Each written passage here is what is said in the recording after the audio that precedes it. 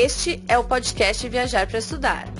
Neste primeiro programa, eu vou entrevistar a Lara Machado, estudante de mestrado em Curadoria de Design Contemporâneo na Kingston University, em Londres. Ela é bolsista do programa Chevening do governo britânico. O programa Chevening oferece bolsas de estudos para mestrados de 1 ano no Reino Unido para candidatos que tenham destaque e perfil de liderança na sua área do saber. É um programa seletivo, mas que, curiosamente, não busca um perfil uniforme de candidatos, e tampouco de cursos e áreas. A Lara, minha entrevistada de hoje, é da área de artes e design, o que mostra que o programa é aberto a todas as áreas do saber. Bom, então chega de explicação e vamos para essa conversa. A gente vai conversar com a Lara. Ela está fazendo mestrado no Reino Unido e vai contar um pouco sobre a experiência dela no programa como bolsista Chevening. Só para vocês saberem, eu conheci a Lara recentemente pelo Instagram. No Instagram dela, ela compartilha sobre o dia a dia como estudante. Então vocês vão poder acessar, ela vai falar para vocês a arroba para vocês seguirem. E eu não assessorei ela no processo de fazer a candidatura para estudar no Reino Unido. Então, só para vocês saberem, quando tem alguém aqui que trabalhou comigo, eu sempre aviso para vocês, assim como quando tem alguém com quem eu não trabalhei no processo, eu também aviso para tudo ficar bem claro. Oi, Lara, tudo bem? Oi, tudo bem? Então, vamos lá, vamos conhecer um pouco você. Conta pra gente de onde você é e o que você está estudando nesse momento no Reino Unido. Tá, eu sou a Lara, eu tenho 24 anos, eu sou de Fortaleza e eu estou estudando Curadoria de Design Contemporâneo na Kingston University. Legal. E no Brasil, qual era a sua formação? Eu me formei em Design na Universidade Federal do Ceará e ele é Design Gráfico e Produto. Ah, que legal. E conta um pouquinho pra gente dessa experiência hoje que você está estudando Curadoria em Design, né? Se foi a sua primeira experiência estudando fora, como que você decidiu estudar fora?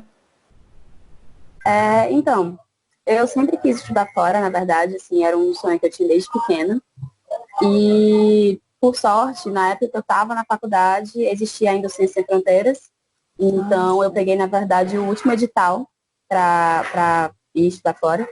E aí, eu vim estudar em Londres, na Goldsmiths, University of London. E aí, eu vim fazer design. E aí, eu fiquei 1 ano com a bolsa de Ciências Sem Fronteiras. E aí, depois desse 1 ano, a minha faculdade daqui, a Goldsmiths, eles me deram uma bolsa para eu ficar mais um termo, que eles chamam de termo. Né? Interessante. E aí eu comecei a fazer a minha dissertação aqui. E aí eu fiquei, na verdade, 1 ano e meio, ao invés de 1 ano, que é o normal de Ciências Sem Fronteiras. Eu fiquei mais um período. Aí eu voltei para o Brasil, me formei, e aí trabalhei por um tempo e depois apliquei para Chevening. Que interessante, dentro das bolsas do Ciências Sem Fronteiras, que aliás é uma pena que o programa não esteja mais ativo, eu nunca tinha ouvido alguém relatar que a universidade tivesse convidado para continuar mais um tempo. É bem bacana. Eles convidaram para ficar, para fazer a parte escrita da dissertação. E aí eles também convidaram para fazer a parte prática e para me formar pela faculdade, sendo que, como estava bem no pico do Brexit, dessas questões migratórias, eu não consegui renovar o meu visto, eu tive que voltar para o Brasil. Mas eles queriam que eu me formasse por lá. Olha, isso realmente é uma coisa bastante positiva, né? Quando a universidade convida, porque é muito comum, às vezes a pessoa quer fazer uma transferência, né? E quando a pessoa está no final do curso, a universidade fala, a gente não pode aceitar porque não vamos poder atestar o seu conhecimento prévio. E você, na verdade, teve um desempenho, talvez, que tenha mostrado para eles o oposto disso, né? É porque eu acho que no Brasil as coisas são um pouco mais complicadas porque as graduações são um pouco mais longas, né? E os módulos são bem mais específicos. A minha graduação aqui na Inglaterra, ela era bem diferente, assim, ela era de 3 anos. E os módulos eram um pouco mais abertos, assim, tinham poucos módulos, era mais tipo um módulo de projeto, um módulo de materiais e processos. Então, não era como na UFC, que eu tinha, sei lá, 5 disciplinas muito específicas, assim. Aqui eram tipo Durante. três, e aí os projetos iam acontecendo dentro delas. Assim. Então era uma estrutura bem diferente. Então, como eu entrei no segundo ano, eu entrei no meio do curso, então meio que não tinha essa preocupação do que eu já tinha estudado antes. E por você fazer 1 ano e meio, talvez você já tivesse mais da metade do curso, então eles consideraram que era uma carga horária adequada para E no poder. Brasil eu tava na metade do curso no Brasil também, então foi meio que igual, assim. Sim. Não, é interessante isso. Mas o que acontece muitas vezes para pessoas que querem estudar a graduação no Reino Unido é que dependendo do momento que elas estão, o curso fica mais longo do que 3 anos, né? Porque aí algumas universidades pedem para fazer o foundation.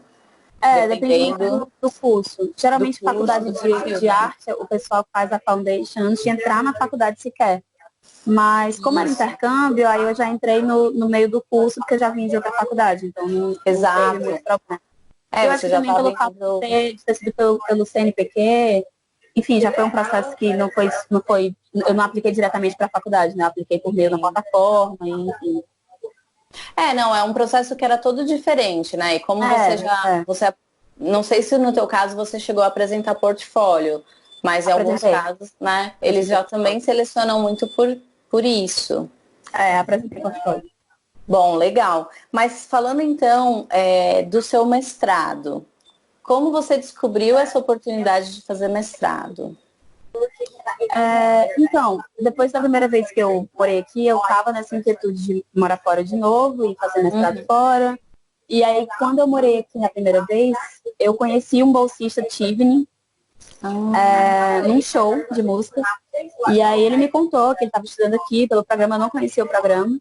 E Uhum. aí a gente meio que manteve o contato. Eu voltei para o Brasil, me formei, e aí na época que eu comecei a trabalhar e tal, eu comecei a olhar mestrados.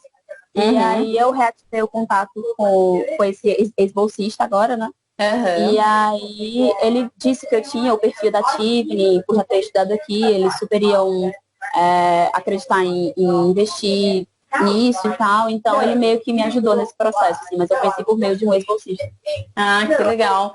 E quando você conheceu ele, ele era da sua mesma área de. Não, eu acho que ele fazia relações internacionais, se eu não me engano. Não era da minha área. É engraçado, porque tem muita gente da área de relações internacionais e direito que acaba Tem. aplicando para o Chevening, né? E eu quis chamar você aqui para conversar, porque na área de arte e design, você é a primeira pessoa que eu vejo. Talvez tenha outros bolsistas que tenham, de repente, Instagram, contas, eu não conheço, né? E também não assessorei ninguém para o Chevening. Mas então eu achei interessante expor para as pessoas, porque uma coisa que acontece muito pessoas, principalmente da área ou de arte, de cultura e humanas, não identificarem em si mesmas uma coisa que o Chevening pede dentro do processo seletivo, que é um perfil de liderança. Uhum. Você identificou isso em você e como que você usou isso no seu application para contar, né? Uhum. Então, a application da Tivni, ela é um processo longo, mas Uhum. não é complicada. Ela, na verdade, é bem, como a gente fala que é bem straightforward, né? É bem clara o que você tem que entregar, Uhum. o que você tem que fazer e nos prazos. A Sim. questão da Tivni é que você tem que contar uma história, no caso, a sua história. E aí eles vão ver se essa história é algo que está alinhado com as ideias deles. Uhum. Então, no meu caso, por eu já ter morado no UK, eu tinha muito conhecimento de sistema, de como as coisas funcionam na Inglaterra, assim, o jeito como eles pensam, como as faculdades operam, como os cursos funcionam, o que é esperado do aluno. E eles Uhum. esperam que você seja um aluno independente também. Porque no Brasil a gente trabalha com mais carga horária e com mais entrega. E aqui eles trabalham com menos carga horária, mas não necessariamente menos entrega, assim. Eles consideram que você vai fazer muita coisa independente e eles te dão tempo para fazer o que você quiser com o seu tempo. E isso é interessante porque cada um meio que vai tomando sua trajetória nesse processo. Mas, e aí no meu caso, na época que eu fui aplicar para a Tivni, eu meio que literalmente fiz um retrospecto assim da minha vida e eu fui identificar, porque a gente tem que escrever essays, né, redações sobre esses tópicos. Né? 4 essays. Um essay sobre liderança, um essay sobre networking, um essay sobre plano de carreira e um essay sobre estudar no UK. O essay de estudar no UK foi meio que óbvio para mim, assim, porque eu tive que escolher os 3 cursos que eu queria e escrever, mas eu já meio que sabia muito do que você meio que tem que especificar o que você está buscando naquele curso e especificar como é que você acha que o UK vai te ajudar e como é que você pode ajudar eles com a sua expertise, enfim. Então esse essay foi mais tranquilo de escrever para mim. Aí o de liderança e o de networking, eu literalmente comecei a olhar minha vida inteira, assim, tipo, certificados históricos, currículo, e analisar, tipo, momentos de liderança. Mas eu acho que também vai muito de um autoconhecimento, assim, de entender. Por exemplo, eu sempre fui uma pessoa que eu sempre gostei de começar coisas. Eu sempre gostei de ser a primeira, começar coisas, ser a líder do grupo. Então não foi tão difícil assim identificar esses momentos. Sim. Mas até mesmo o fato de ter a iniciativa de estudar fora e de ter conseguido a bolsa, eu acho que já demonstra muito dessa ambição, digamos assim. E aí foi meio que isso, assim, foi meio que entender o que é que eu vivia, o que é que eu podia oferecer que se encaixava no que eles precisavam. Então foi meio que um trabalho de detetive, assim mesmo, investigar minha própria vida para encaixar as coisas nas redações. Sim, claro. Autoliderança não deixa de ser liderança, né? E você também, como designer, como artista, você pode liderar projetos, né? Liderar atividades, ensinar. Então, teve muito disso, assim. Eu participei de muitas bolsas na faculdade no Brasil, tive muitos estágios, e aí quando eu estava aqui também, eu fiz muito voluntariado, que é uma coisa que eles gostam muito. Eu fazia um voluntariado que era coordenar outros voluntários, então já envolvia aí networking, envolvia liderança. Então tiveram várias coisinhas pequenas, assim, tipo, por exemplo, na própria faculdade de design é uma faculdade que tem muito trabalho em grupo, tem muita, enfim, apresentar workshop, apresentar trabalho, então tudo isso foram exemplos que eu fui usando, dependendo da história que eu queria contar, para provar esses aspectos, né? Bacana. E, assim, quando você se deparou com todos esses elementos do processo seletivo, você sentiu alguma dificuldade? Como foi passar pelo processo em si? Eu acho que a maior dificuldade do processo é porque ele é longo. E aí, às vezes, é um pouco difícil você enxergar o final, assim. Porque são vários estágios. Então, o primeiro estágio é você aplicar. E aí, quando você aplica, você já manda 90% das coisas no primeiro momento, já. O que é bom. Só que aí você tem um longo período de espera até você ser long-listed, short-listed. E aí, eles pedem as suas cartas de referência e depois tem a entrevista. E depois da entrevista também tem um período de espera, e aí você não recebe um resultado final, você recebe uma aprovação condicional. E a aprovação final, ela tem, sei lá, 1 mês antes de você vir pra cá, 2 meses antes de vir pra cá. Então é um processo que dura 1 ano. Então acho que a maior dificuldade talvez seja lidar com a ansiedade de saber se vai dar certo ou não. Porque, querendo ou não, você se programar para morar fora e fazer um mestrado fora é meio que uma mudança de vida, assim. Então, sim, com você certeza. não sabe se a sua vida vai mudar ou não. Então é meio... E eu acho que para mim foi um pouco difícil escrever as redações, porque esse trabalho de... Primeiro que a gente tem que escolher os cursos, né? Então você escolheu o curso que você quer fazer, já envolve muito planejamento e autoconhecimento e mapeamento do que você quer fazer, né? Tipo, você literalmente tem que refletir sobre onde você esteve, onde você está e onde você quer chegar. É literalmente o que eles querem de você. Então, é um processo muito longo, porque você tem que escrever o essay de plano de carreira, por exemplo. Então, eu tive que refletir sobre onde eu quero chegar e como é que os cursos que eu escolhi iam me ajudar. tive que refletir sobre o que passou na minha vida também. Então, acho que o processo de escrever os essays foi bem demorado, bem sofrido. Mas é a primeira instância. Então, depois que você faz isso, o mais complicado depois disso são os nervos, eu acho, assim, a ansiedade. Controlar essa ansiedade para esperar, né? Exatamente. Porque, você falou 1 ano, né, de processo, mas eu diria talvez que seja até mais, porque né, toda a preparação, às vezes, do inglês, de fazer o IELTS, né, entra aí também, e são muitas coisas para organizar nesse processo, né? Você tem que organizar, traduzir documento, tem que buscar esses documentos, tem que já pesquisar os cursos. Então, é um processo... Tipo, eu já sabia que eu queria aplicar para a Tivni assim que eu voltei para o Brasil a primeira vez. Então, já era algo que estava na minha cabeça, eu estava esperando o momento certo para aplicar. Que interessante. Justamente ontem eu publiquei no Instagram um teste para a pessoa saber se ela tem um sonho ou se ela tem uma meta. Então, quando você voltou para o Brasil, você já tinha uma meta de estudar no exterior. Você já sabia que você ia aplicar, então você foi atrás de reunir o que você precisava, né? Legal. E o fato de ter passado em Ciências Sem Fronteiras e de ter estudado aqui me fez também entender o que eles valorizam. Então, por exemplo, voluntariado no Brasil não é uma coisa tão valorizada como aqui. Aqui, se você voluntaria, eles apreciam muito isso, porque demonstra que você está dedicando o seu tempo para alguma coisa. E a causa que você voluntaria também é muito importante para eles. Então, eu acho que vale também entender o que é que as faculdades aqui valorizam, o perfil das pessoas que elas valorizam, porque às vezes é diferente do Brasil, assim. Sim, é verdade.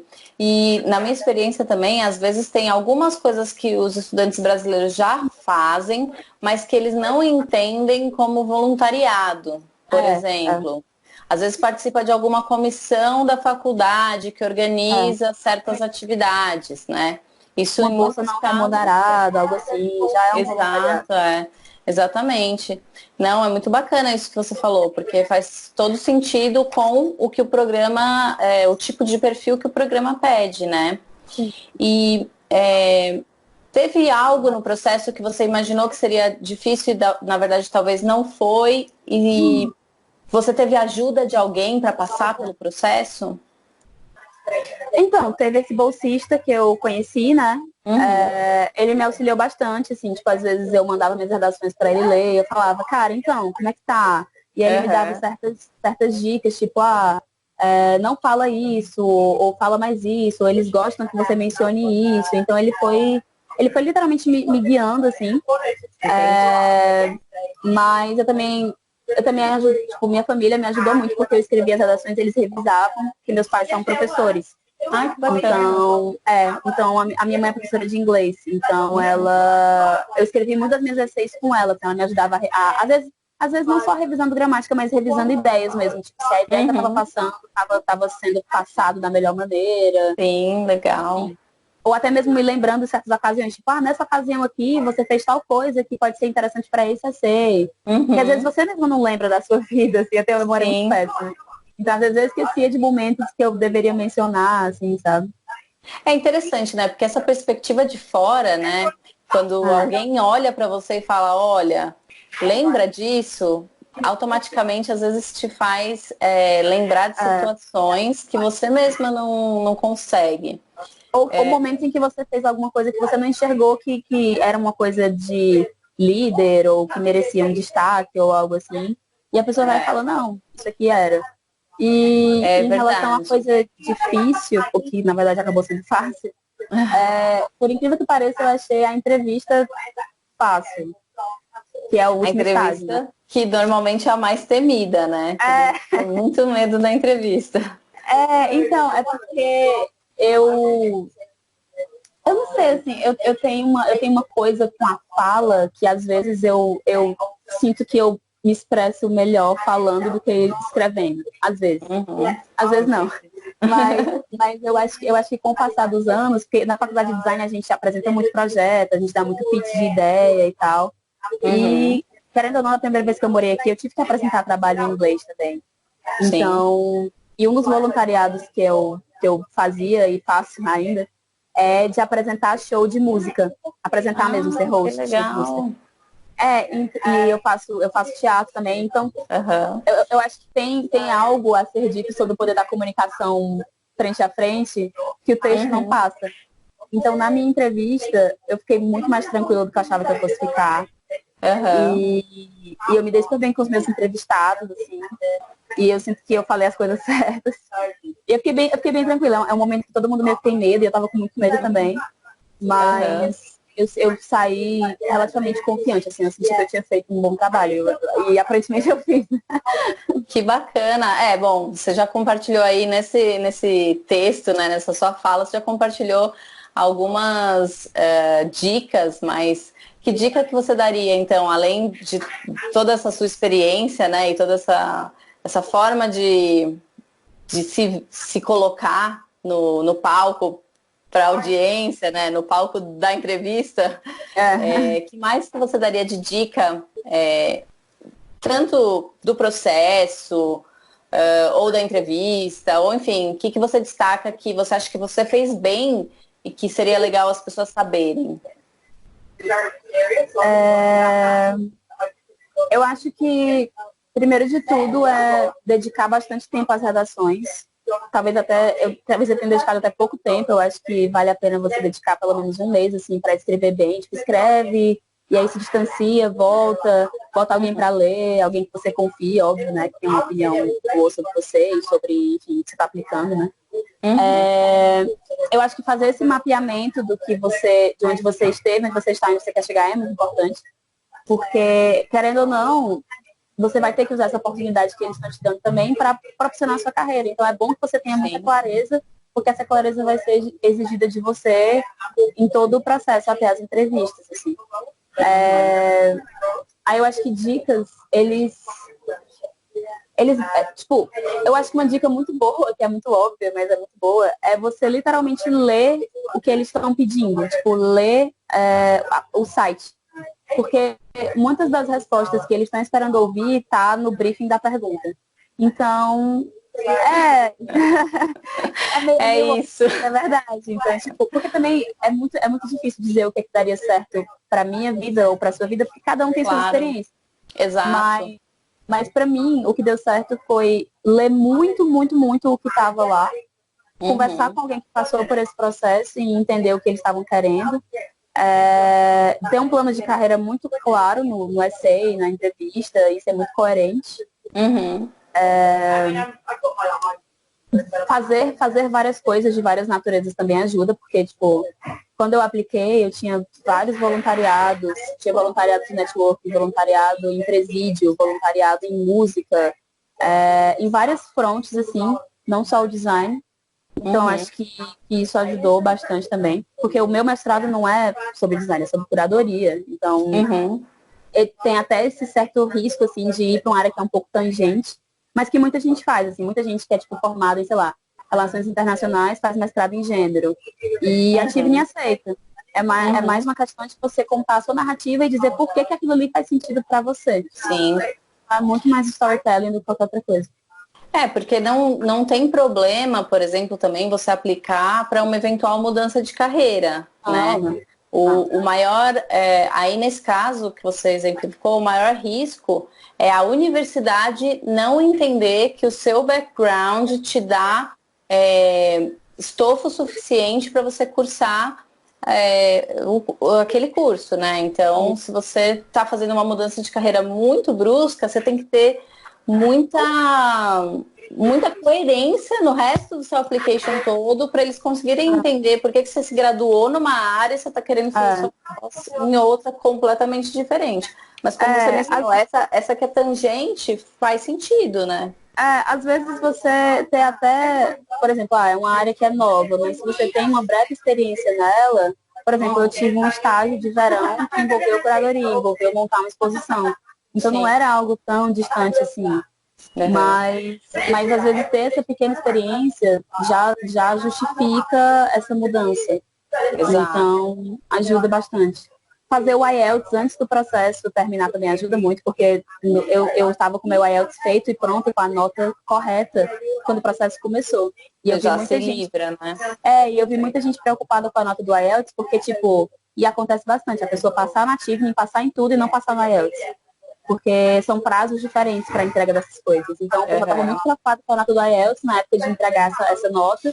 Eu já tinha entregado no começo do processo. Então, foi muito bom ter isso. Assim.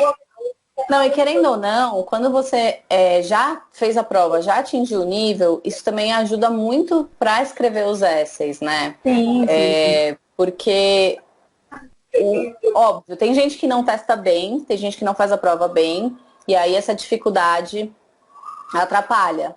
Mas às vezes tá faltando vocabulário que vai atrapalhar os essays, tá faltando estrutura gramatical e por isso que a pessoa não está conseguindo a nota.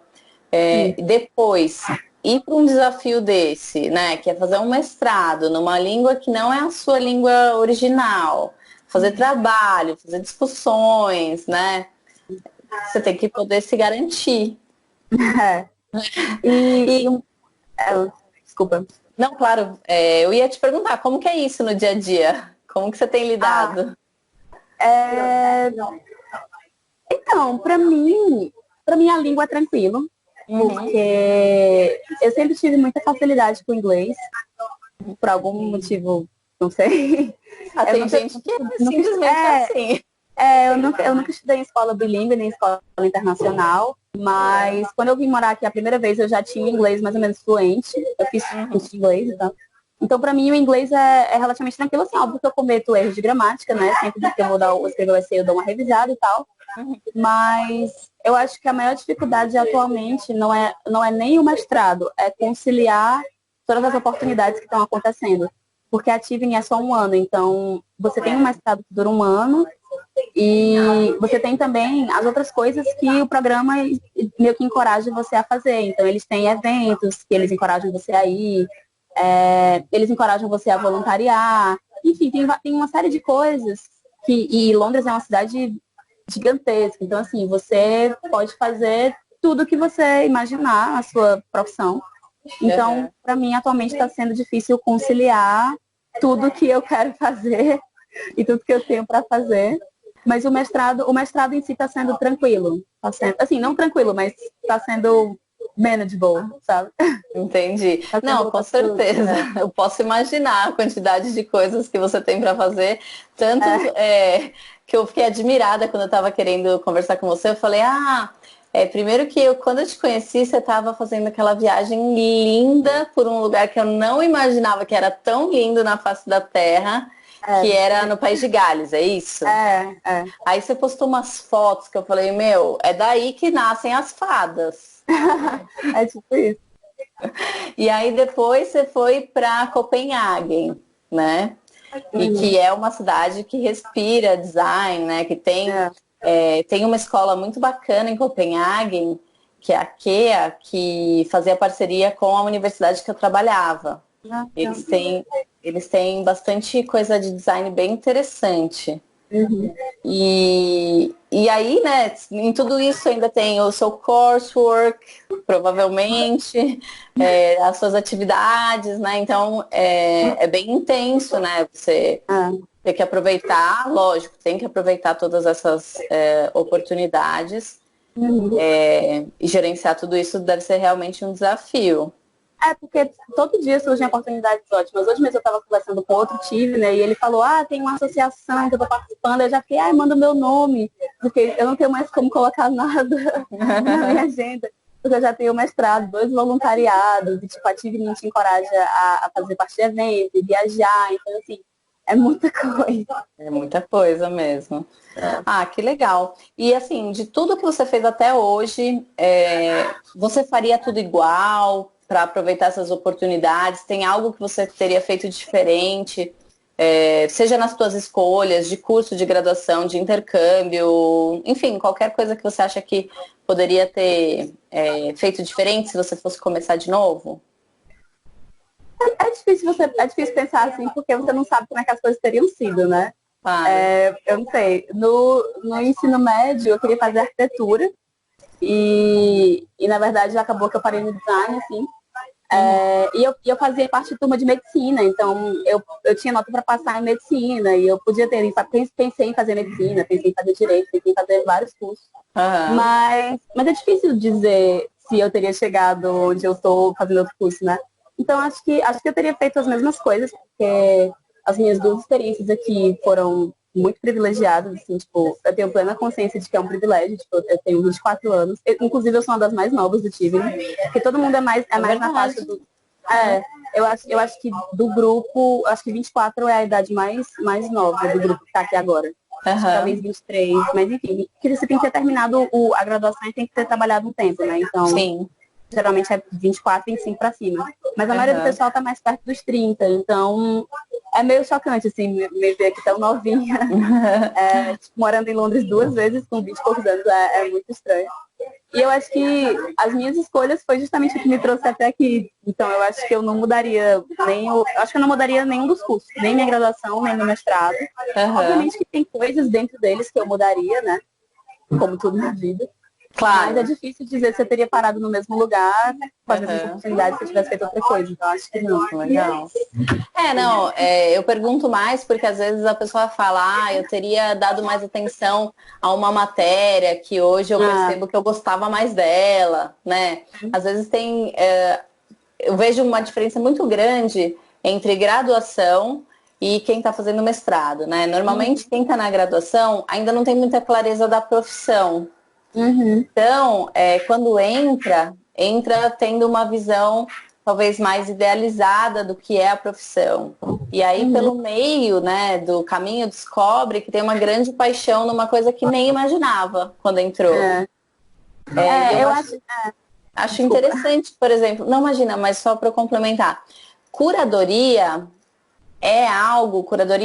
eu trabalhava com um professor que era curador de fotografia.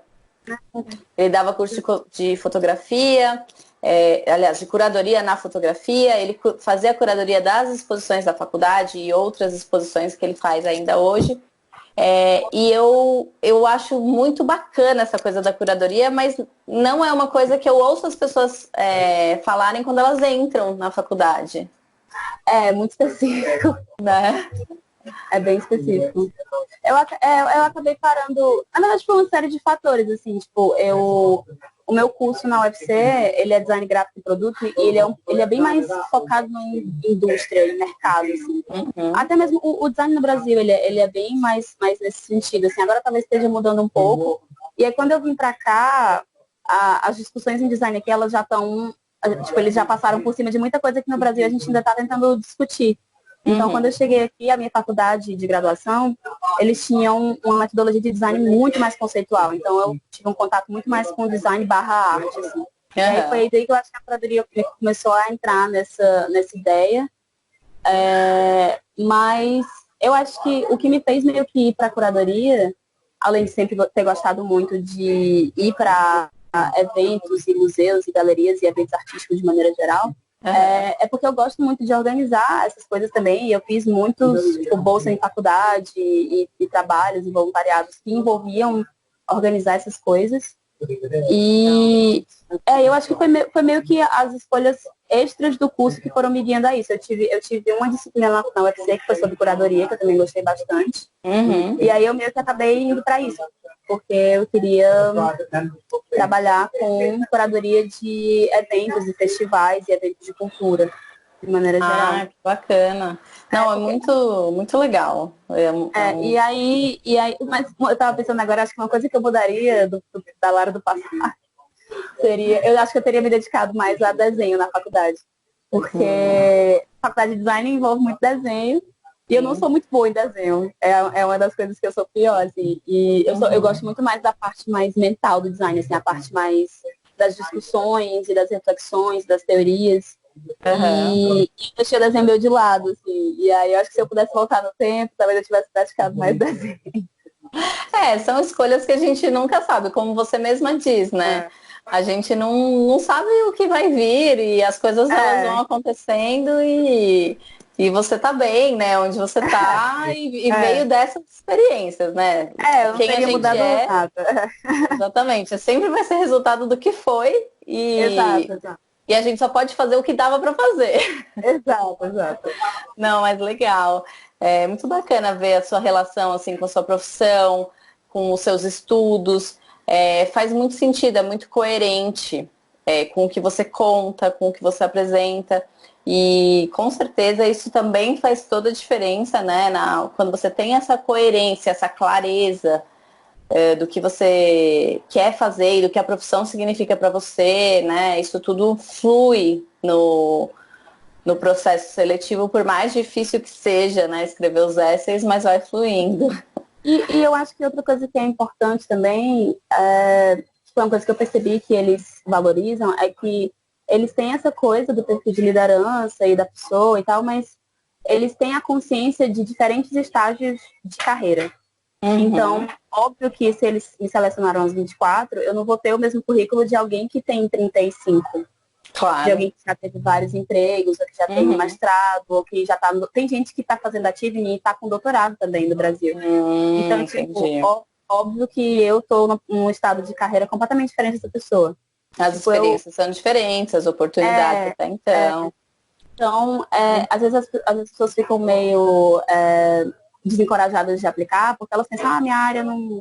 Mas, tipo, muitas das pessoas que estão aqui realmente são de direito, relações internacionais e coisas afins, mas é porque essas pessoas muito provavelmente vão ocupar os cargos públicos e vão ser líderes de fato, porque é o que a Tivni quer formar. Sim. Mas eles também entendem que existem outros tipos de liderança, não só cargo público, não só política pública. Então, tem gente fazendo curadoria, tem gente fazendo comunicação, tem gente fazendo design, tem gente fazendo medicina. É muito mais o perfil do indivíduo. Eles realmente procuram perfis. Sim, e é importantíssimo pensar, né, que a cultura e a arte e tudo que envolve, né, essa área, ela tem um papel de poder de fala, de comunicar, né, de se posicionar, que mexe muito com as estruturas, né? A gente viu aí nesses últimos anos exposições que causaram uma tremenda repercussão por quererem mostrar uma visão da arte que não agradava um determinado perfil de político, de repente, né? E nesse caso, o papel do curador como líder, propositor dessa reflexão, né? A pessoa que propôs toda essa reflexão, faz todo sentido, né?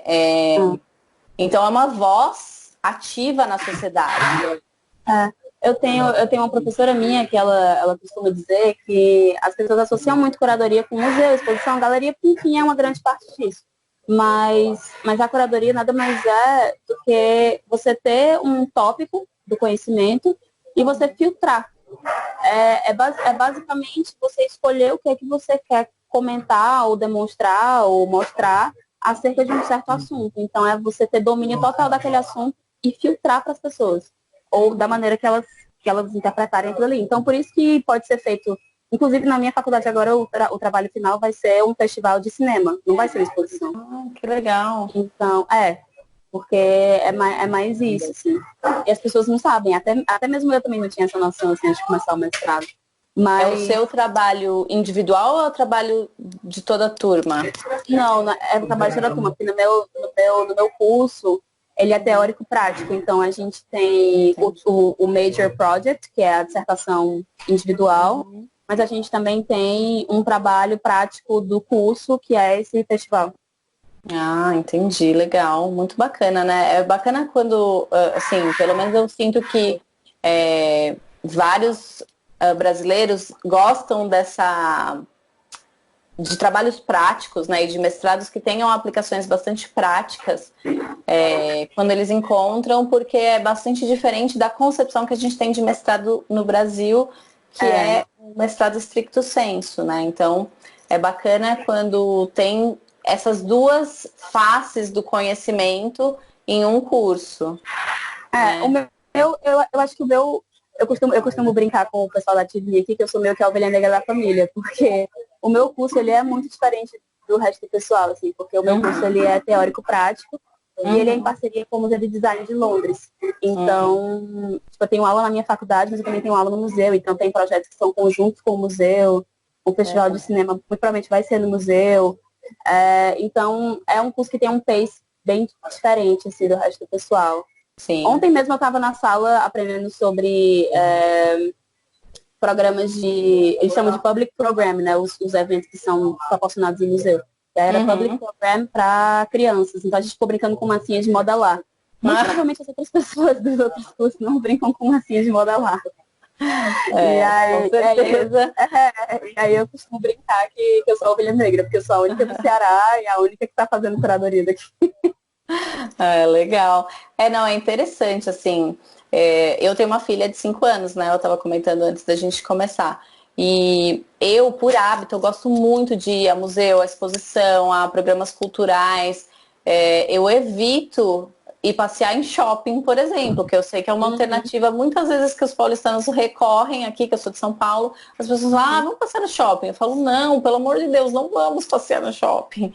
Então, eu tenho muito carinho por museus e exposições em geral que têm um olhar para a criança, né? Para talvez algumas obras serem um pouco mais baixas, porque eles têm um olharzinho todo diferente, né? Sim. E então é interessante e conforme as crianças vão sendo expostas, né? Elas gostam muito, é muito bacana. Então, eu sempre fui muito a museu e sempre museu, exposição, tudo que envolve arte, cultura, e sempre que eu posso, eu levo a minha filha para esse tipo de coisa. Então, se ela fosse no museu, que tivesse alguma atividade de interação ali com massinha, talvez fosse difícil levar ela para a parte de exposição. Com certeza ela ia gostar muito. Então, né? Mas é uma forma também, né, de comunicar para a criança, porque às vezes a criança nunca foi, ela não sabe, né, um ambiente estranho também. Porque eu admito que eu não sei muito como é que certas instituições do Brasil operam, mas aqui no UK, a maioria dos museus em Londres, eles são considerados charity, que é organização de caridade, digamos assim, né? Então, eles têm meio que um serviço para a população de serem ambientes abertos e de educação. Então, eles não só oferecem as exposições e talks e workshops e coisas assim, mas geralmente eles têm os programs que são oportunidades de aprendizado fora do que você imaginaria ser do museu, assim. Então, eles têm late nights, eles têm o Museu de Ciências aqui, ele abre mais cedo, certos dias da semana, para visitantes que têm autismo, experienciarem a exposição. Então, assim, interessante. Então, os museus, eles meio que têm uma obrigação social de fazer as pessoas acessarem o conhecimento de diversas formas. Então, eles têm os programas, os workshops e várias coisas assim, e as exposições para facilitar isso, né? Porque eles são organizações de conhecimento, no final das contas. Né? Que interessante, né? Não, muito bacana. E, assim, para fechar, vamos fechar essa entrevista, que eu amei conhecer o teu curso, a tua área, conhecer mais do programa, de como você se candidatou para ele. Eu queria saber, aí é uma pergunta mais de curiosidade minha, de o que eu percebi quando eu fiz o meu intercâmbio lá atrás e outros cursos em que eu fiz cursos com pessoas, não só, por exemplo, fiz cursos de formação nos Estados Unidos, mas que não eram só com americanos, tinham pessoas de outros países. O que a tua experiência no exterior mudou a compreensão, ou permaneceu igual, tanto o Ciências Sem Fronteiras quanto o teu mestrado agora, em relação a ser brasileira?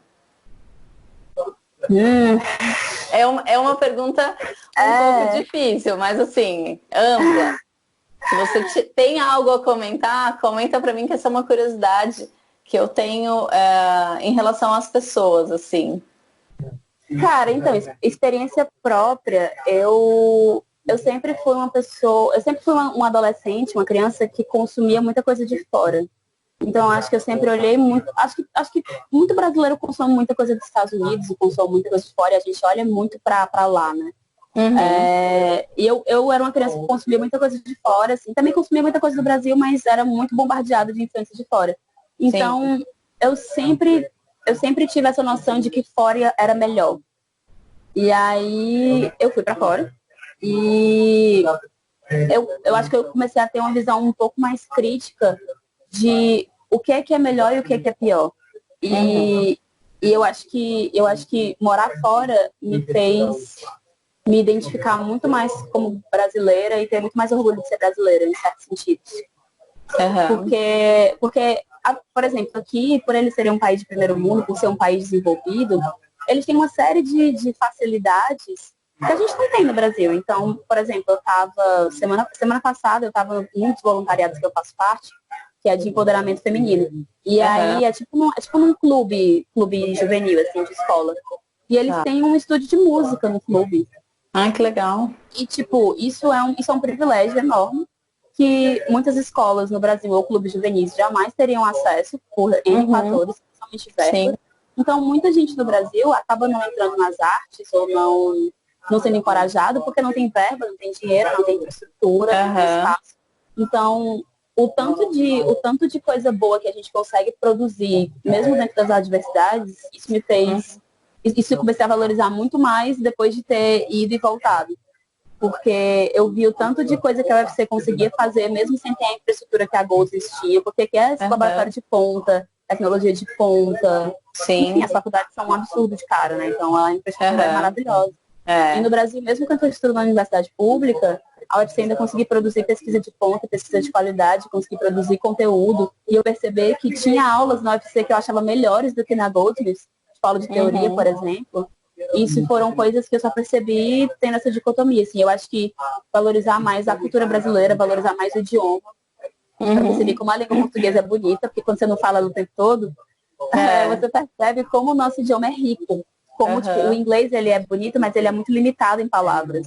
Você não tem tantas maneiras de expressar uma mesma coisa, assim. E em português a gente é muito mais rico, é muito mais difícil. Então eu acho que a maior diferença foi entender os pontos fracos e fortes de ambos os lugares e valorizar e me valorizar mais enquanto brasileira, assim, porque, enfim, querendo ou não, brasileira no exterior, às vezes as pessoas meio que olham meio, então você tem que se impor também, eu acho. Mas é isso, é valorizar mais de onde eu vim, eu acho. Legal. Eu tenho essa percepção que os brasileiros em geral, quando eles vão para fora, eles passam a ser uma espécie de embaixadores do Brasil. Porque, né, vira um pouco de referência, porque provavelmente ali na sua turma, talvez tenha outros brasileiros ou não, mas assim, você passa a representar concretamente para a pessoa que está com contato com você o que é o Brasil, né? Talvez a pessoa nunca venha para o Brasil, mas você colocou o Brasil de forma concreta na vida dela, sendo você ali no seu convívio, né?